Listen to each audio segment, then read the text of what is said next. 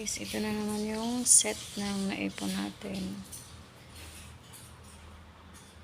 Nagkakahalaga siya ng 7,336. Ayan guys. So, pag may naipon ka, so meron kang magagamit. So yan guys.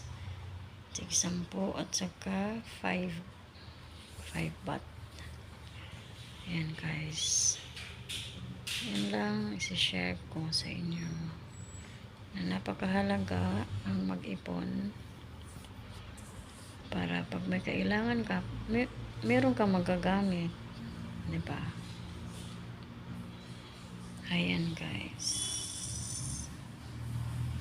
Ayan siya.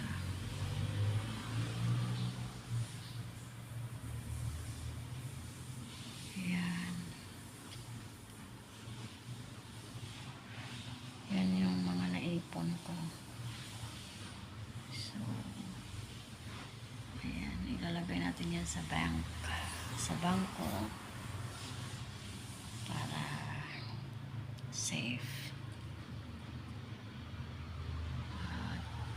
Ipon ulit.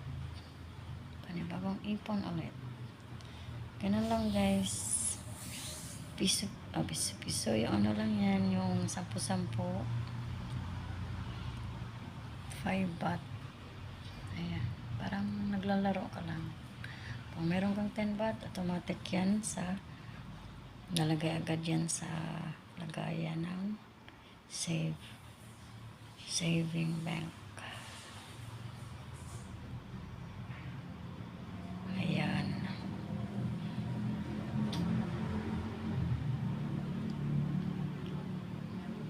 Ano siya guys, yung it's fun.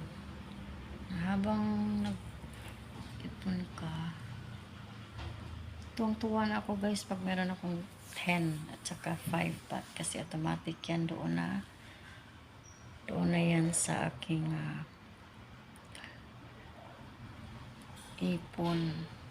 Ayan. So, ayan, panibago na naman tayo ulit para malagay na natin yan sa ating bangko. Ayan. Thank you so much guys for watching. Ayan. So, yan ang mga naipon ko. Thank you for watching guys.